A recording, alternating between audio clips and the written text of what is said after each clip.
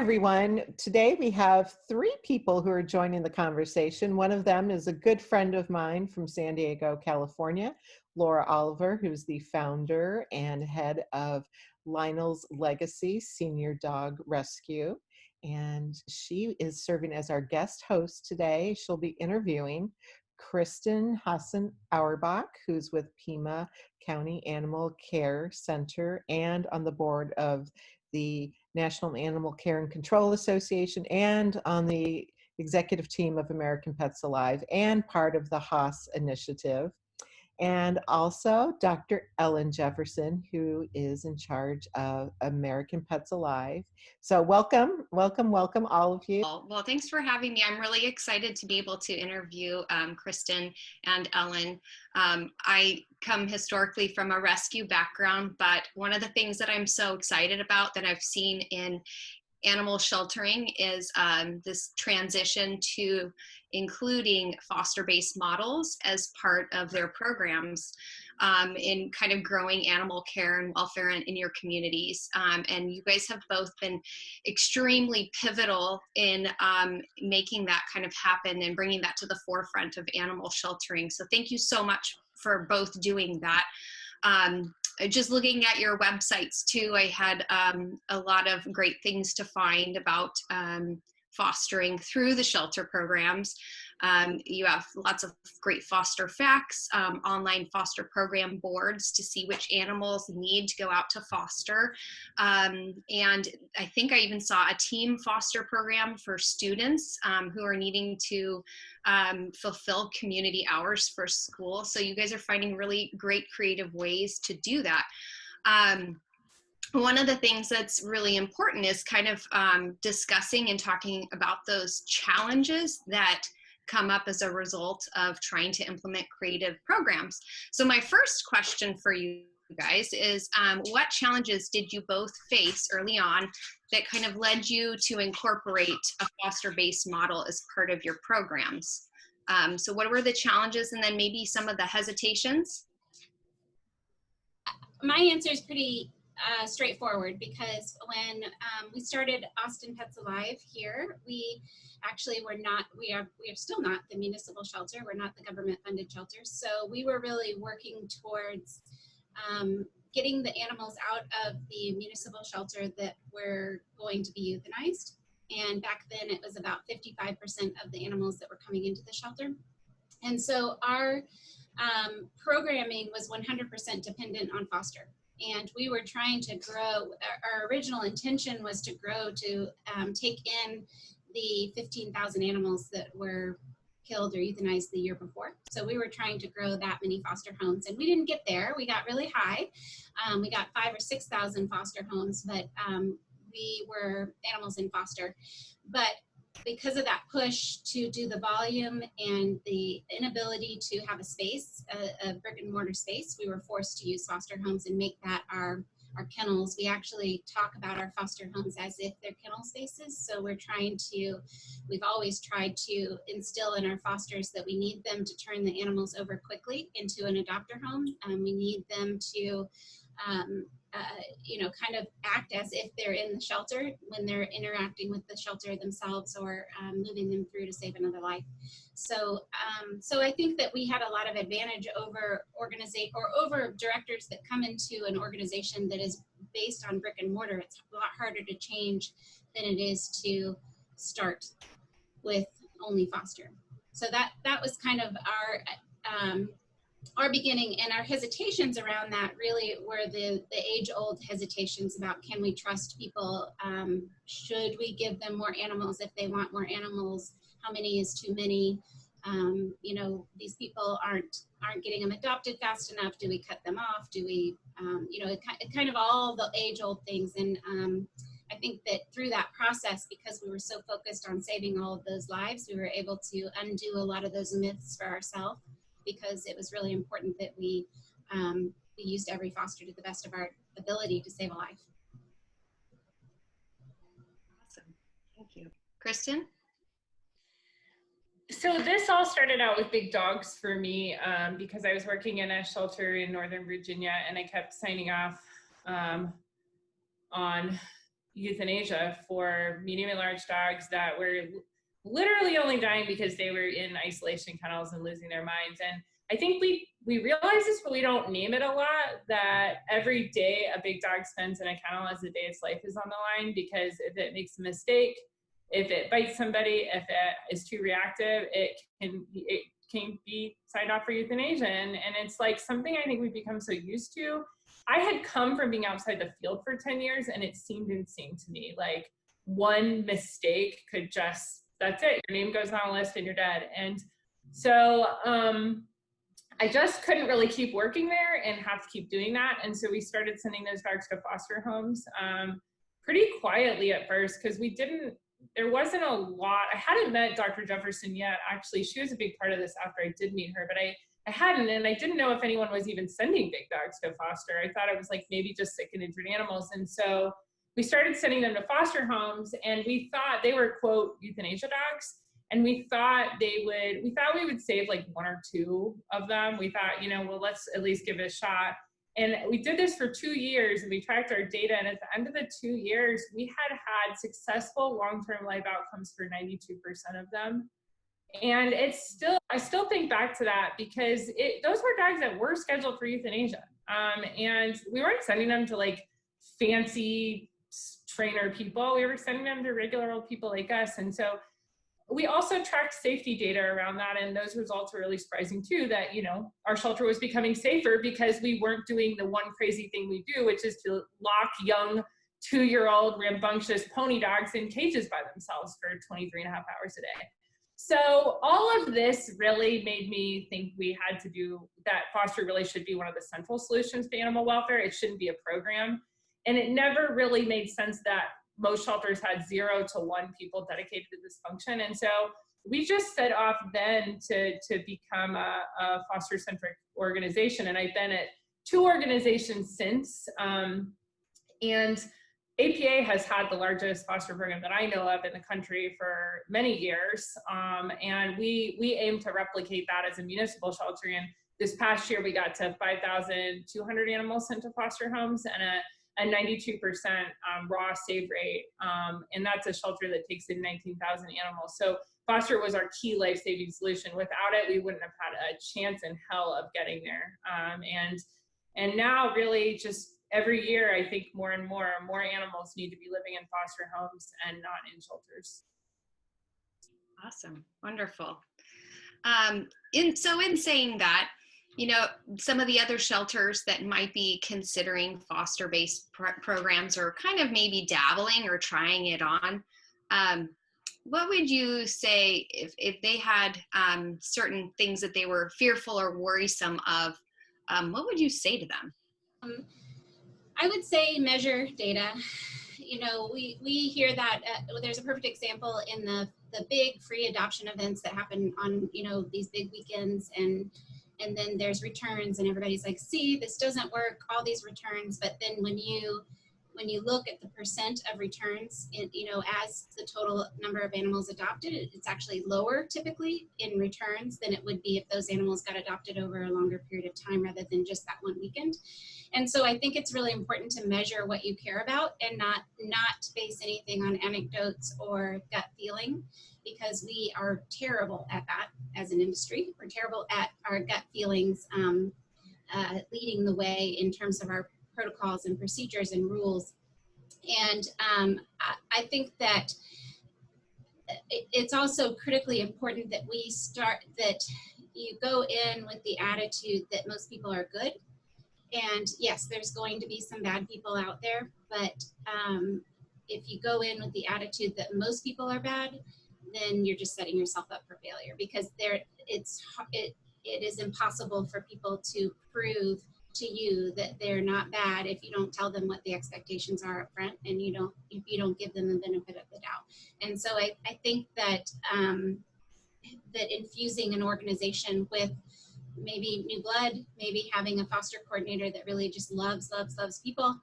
Those kinds of things help to start opening the door to allowing more people to help. And the other thing I would add is that it's really easy to judge them in a negative light when you don't know them very well.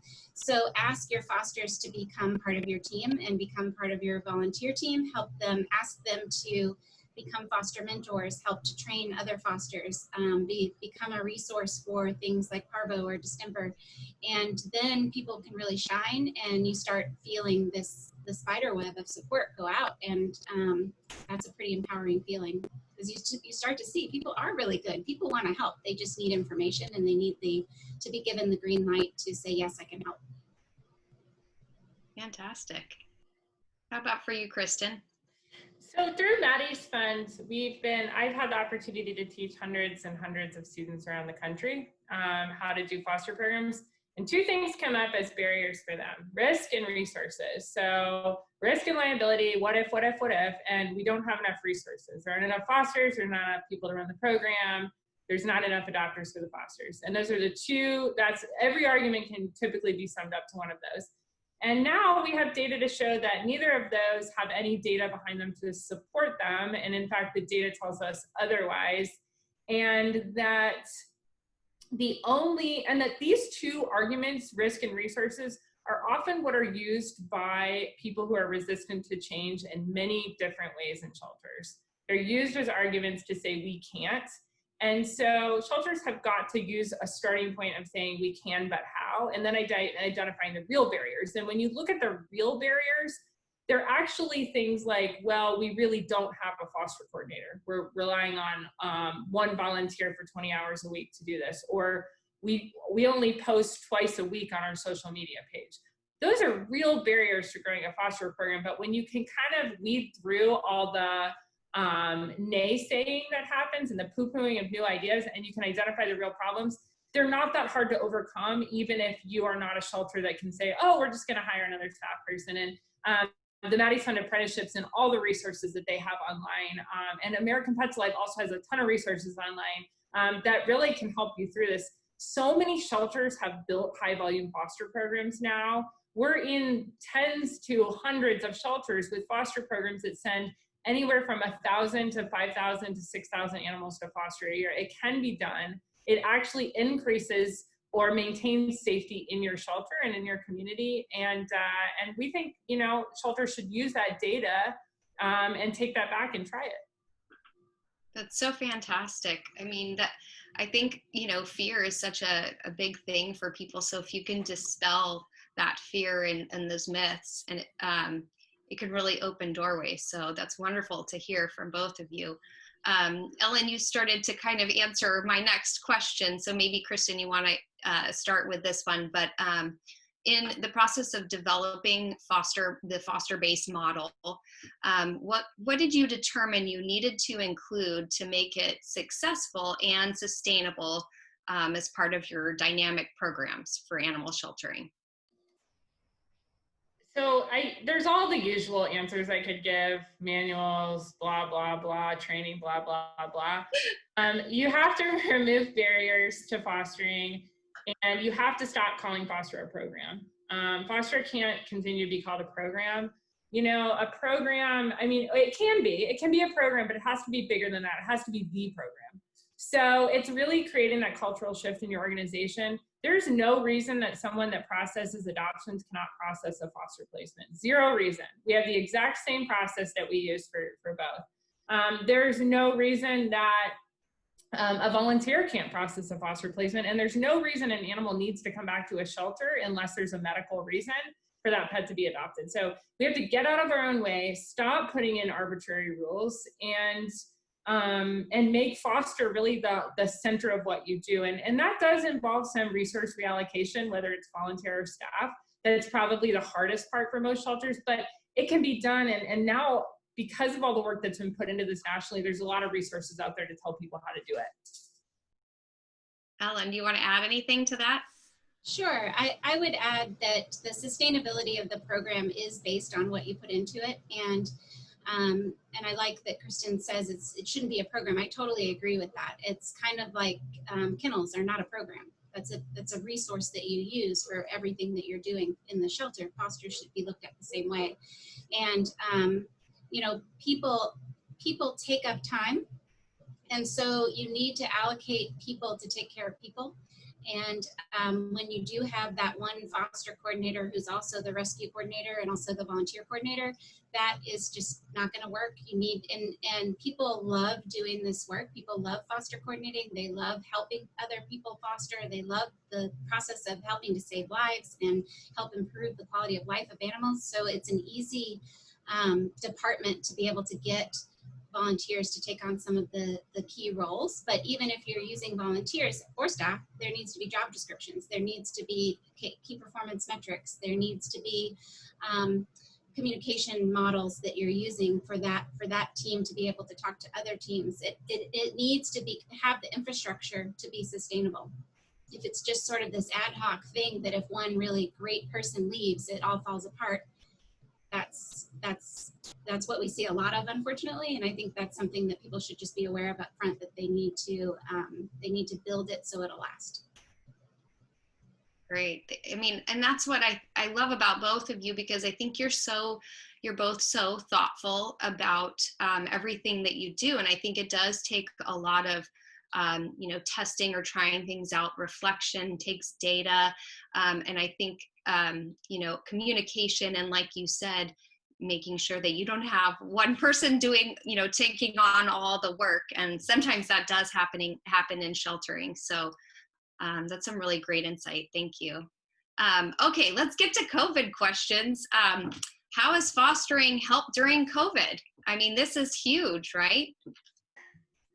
We had a choice to make as a movement when COVID hit, to either just freeze and wait or to do something. And wow, the movement really surprised and impressed me, because I never thought in a million years everybody would just be like, yep, let's get them all to foster. And that is what we did across the country and in Canada and in other countries that were working with us around the world. Everybody just sent their animals to foster. And at one point we had 42% of the total population, according to one of the large shelter software companies, in foster, which is just completely unheard of. So I think foster showed us we can do it, and it showed us that it's possible, and now it should be the expectation. It was kind of that thing we needed. We needed to believe in ourselves, and COVID gave us that. Wonderful, right on. All right, Ellen, what do you think? Yeah, I think that COVID, even though it was a little bit slow moving as a disaster, it's not quite like a hurricane that just comes down and tears down your shelter. It is that emergency situation that forces you to make a direct choice between life and death, and foster was the life solution. And I think that because there was that sort of dichotomy between the worst case scenario and the best case scenario in a short amount of time in such a big proportion, then I think it not lowered expectations, but it just put down the barriers. Like, the barriers went down and people started throwing the animals to safety. And that is exactly what we need to do every day. We just don't, I'm a firm believer that those people have always been there. It's not like they all of a sudden got the idea that they should foster. I think that they exist in every community, and we're just not taking advantage of that resource to the full extent that we could be, by recruiting fosters, by advertising for fosters, by embracing the fosters that come to us and placing an animal with them. There's a million things that we do differently that we did well during COVID, and I'm hopeful that we all learned from that. I mean, even our team, we send a ton of animals to foster, and we blew our own numbers out of the water, and I'm like, well, why? How? But it really is. It's just like, well, we just got it done. And I think if you focus, you can get it done. Awesome. That's so great. I'm so glad to hear that you've had such great success with placing dogs into foster. And cats. Okay, so comes to, we're dealing with people, and, we all love animals, and we want to take care of our animals, but, we have to take care of the people involved too. So how do you keep fosters engaged, as well as support them and keep their morale high? As you had mentioned, allocating the right number of people for time to spend with people, right? That's really important. So how do you do that? I think that our teams are really good at figuring out solutions to try to communicate better with a broad base of people, and it's a constantly evolving process. We don't necessarily have it nailed down how to make people 100% happy, but I think the things we have learned is that people want to know what's happening with the organization. They want to know that their concerns are important. They want to know what the process is for getting their animal through the system, and they want to be empowered to do some of that work. They want to know when their animals' vaccines are due. They don't want to wait until we tell them. And there's a lot of software issues in there that are not super foster friendly that I think that our movement now, especially with what happened during COVID, we have an opportunity to really think about how we can have technology help us with that communication, so it's not so manual. But really, it's just about not making people feel like they're in the dark. Kristen? I think Ellen really summed it up. I would just add that that's their baby. Like, you give somebody a foster animal and they love that animal so much. And if you just remember that in every interaction you have with them, then you're going to be okay. We're all facing budget cuts. We're all facing short resources. We are all struggling to keep up with everything. But we try to remember that the people who are reaching out to us because the cat's meow changed and they don't know why the meow sounds different, and that's an emergency. We try to remember that they really are worried and they really care. And so it's definitely been, COVID brought on a ton of new fosters, and the first few weeks were challenging, but I think you just hang in there and manage expectations and everything remote. I mean, everything should be remote now. All of our foster appointments are remote. So you don't come to the shelter unless you need to. You're going to be speaking to a vet online, and that just makes people's lives a lot easier. We're delivering their medications to them if we need to, and just trying to help. We don't want to add to the problem of COVID by unnecessarily making people come into our organizations. And so that's really important to remember right now, especially. Great. So are you using like Zoom meetings as a way to do meet and greets? How are you, if a dog is interested, or an adopter is interested in a dog or a cat and it's in foster, what's the process look like? We're doing a lot of different things. We are doing some in-person meetings between the foster parent and the adopter, and then some fosters are using Zoom. Some are still using the shelter as a place to do meet and greets with a person's dog and a dog that we have in our care, in foster care. So it's just kind of all over the map, but I think that flexibility is there now that wasn't there before. Even though we've done a lot of progressive things with foster, we were still making people come in and process their adoption application and things like that we always had on our to-do list to become remote and do better customer service in terms of letting people not have to drive all the way across Austin to get to us. But COVID made it happen, and now it's just sailing along. And looking at other shelters across the country that didn't even have foster programs, and they instituted remote applications and adoptions and driving pets to people's homes. It's been incredible, the leaps and bounds in innovation and using technology and kind of embracing the remoteness of this that was unexpected. Yeah, when push comes to shove, right? We have to adapt and grow and try things. So what about you guys, Kristen? I think we've piloted like 60 different things over the last couple of months. Every day is a new pilot. We're trying this new thing. We're getting ready to do field to foster, where animal control officers will be able to drop off animals straight to foster homes. So every day is something new, and it's like there's a the joy of Pima County being where we are is that our community is 100% supportive of us trying a bunch of new things. And I don't want to forget to say that I think that when I look back and I think about what an organization like Austin Pets Alive did for me 8 years ago, showing me that it was possible, is so much why I'm able to do what I can do today. And I think that the human animal support services model and all the foster work we're doing now and all the foster that's happening around the world, that's serving as models for people. And those models both show people that it's possible, but it also tells us that we have power over ending the cycle of institutionalizing animals. And foster is so key because foster is the solution to ending that cycle.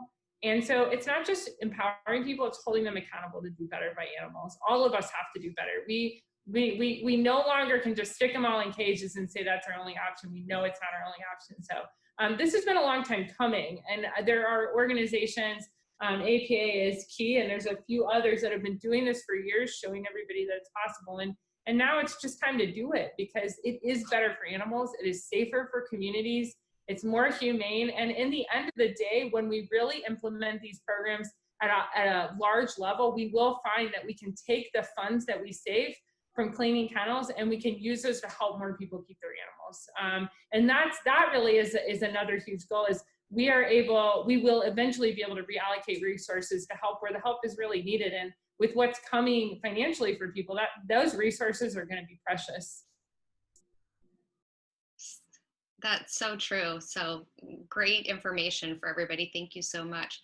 And you're right. You're so right. I mean, the idea when we get to share information does serve as a model for people. So the goal is that, when you're kind of testing out and developing new programs and they work in your community, if you can share that with, others, then we're truly getting the opportunity to advocate for all animals that need it. So thanks so much for all of that. Is there a place where people can go to learn more about your foster-based, I'm not going to use the word programs, foster-based concepts? I know Kristen will have some resources for this as well, but there are the Maddie's University, on their website, they have a whole list of resources that people can access, especially around foster. Foster is one of their key initiatives that they're really excited about. At AmericanPetsAlive.org, we also have a resource page, and we put all of the resources for the foster classes that we teach here, and we taught before COVID in person for Austin, and then also with Pima County, and I think there's a foster Facebook page too, right, Kristen? There's a Facebook group called Animal Shelter Foster Program Innovation. It has been around for several years now. It has hundreds and hundreds of foster coordinators in the page, and it's a great source of information and a great resource for people. And the other thing people need to do is just follow the big shelters: Austin Pets Alive, Kansas City Pet Projects, Lifeline, PAC, My Shelter. Follow these organizations that have these big foster programs, because what you'll see is they're talking about foster as much as they're talking about adoption. They're talking about foster every single day. Foster is really, it becomes an identity. It's not just a thing or a program. It's like an identity people have, and the community gets really excited about it. So follow those organizations, because you can learn a lot by seeing what the successful ones are doing. Well, that's it, you guys. I mean, you've basically given everybody a reason why they should be implementing this. So thank you so much for all that wonderful information. Thanks so much. Thank you, Kristen. Thank you, Ellen. Thank you, Laura, for being a guest host. This was so much fun. I just am so grateful that the three of you are a part of the animal welfare fabric and making change happen across this nation. And I can't wait to see what happens next. So thank you all so much, and keep doing your great work. Bye. Thank you, Catherine. Thanks, Catherine.